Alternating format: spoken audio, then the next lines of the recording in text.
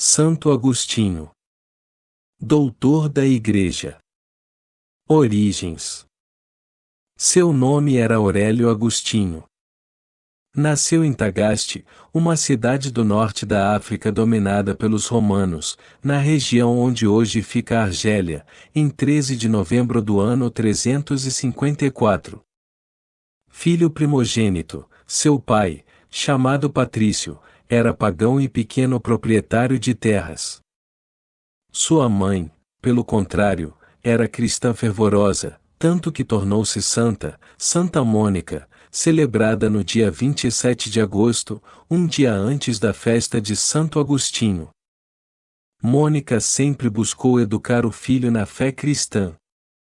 Agostinho, porém, por causa do exemplo do pai, não se importava com a fé. Infância. Santa Mônica queria que seu filho se tornasse cristão, mas percebia que a hora de Deus ainda não tinha chegado. Tanto que adiou seu batismo, com receio de que ele profanasse o sacramento.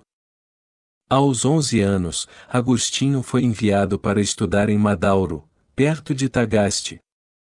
Lá, estudou literatura latina e algo que o distanciaria da fé cristã.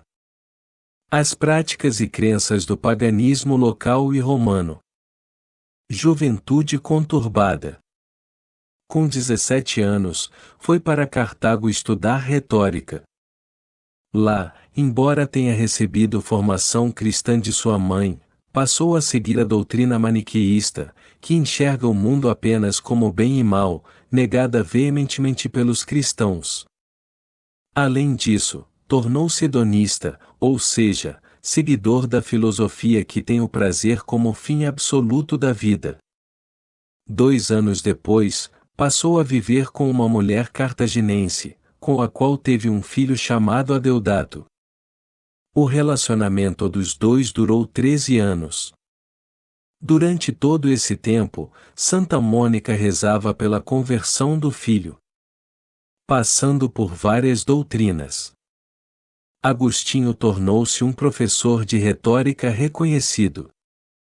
Chegou a abrir uma escola em Roma e conseguiu o posto de professor na corte imperial situada em Milão. Decepcionado com as incoerências do maniqueísmo, aproximou-se do ceticismo. Sua mãe mudou-se para Milão e exerceu certa influência sobre seu comportamento. Nesse tempo, também decepcionado com o ceticismo, Agostinho aproximou-se do bispo Ambrósio, Santo Ambrósio de Milão. A princípio, queria apenas ouvir a retórica excelente do bispo. Antes de se converter, Agostinho separou-se de sua companheira após 13 anos de relacionamento e ainda envolveu-se com outras mulheres. Depois, porém, foi se convencendo da verdade sobre Jesus Cristo pelas pregações de Santo Ambrósio. Sua mãe, ao mesmo tempo, não cessava de orar por ele. Conversão.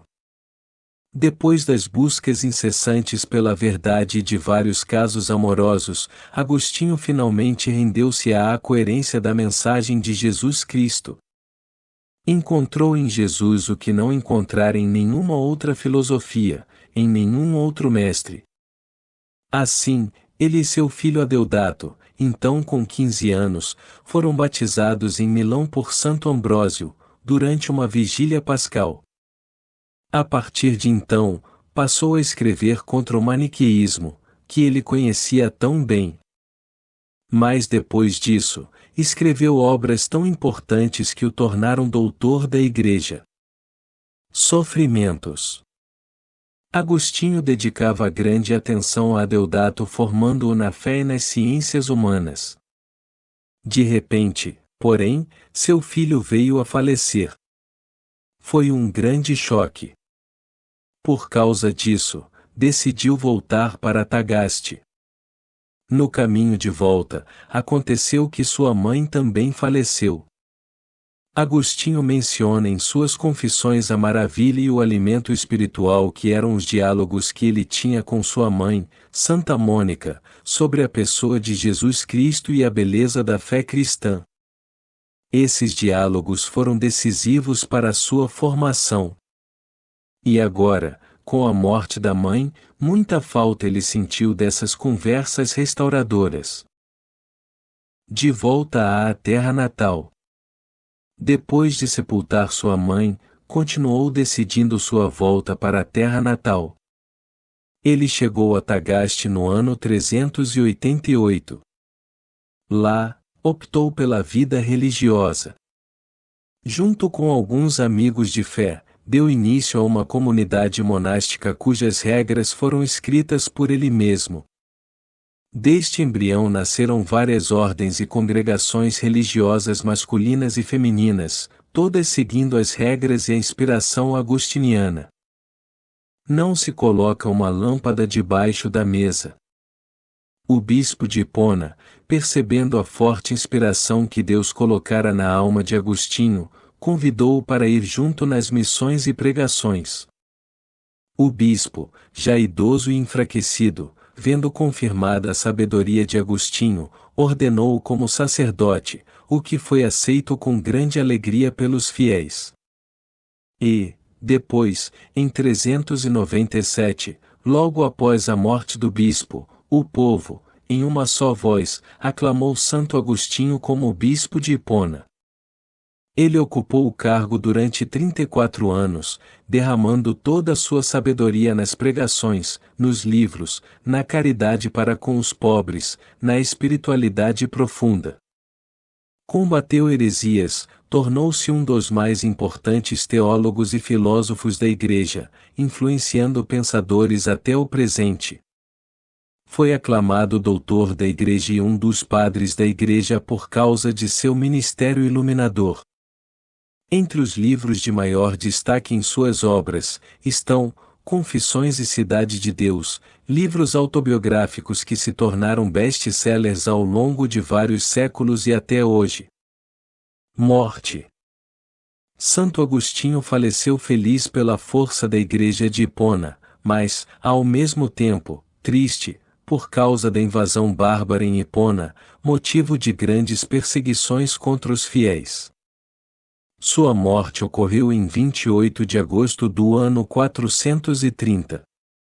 Mais tarde, em 725, seus restos mortais foram exumados e trasladados para a cidade de Pávia, na Itália, onde são venerados na igreja de São Pedro do Céu de Ouro.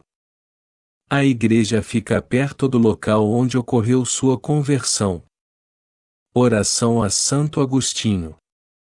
Gloriosíssimo Pai Santo Agostinho, que por divina providência fostes chamado das trevas da gentilidade e dos caminhos do erro e da culpa, à admirável luz do Evangelho e aos retíssimos caminhos da graça e da justificação para ser ante os homens vaso de predileção divina e brilhar em dias calamitosos para a Igreja, como estrela da manhã entre as trevas da noite.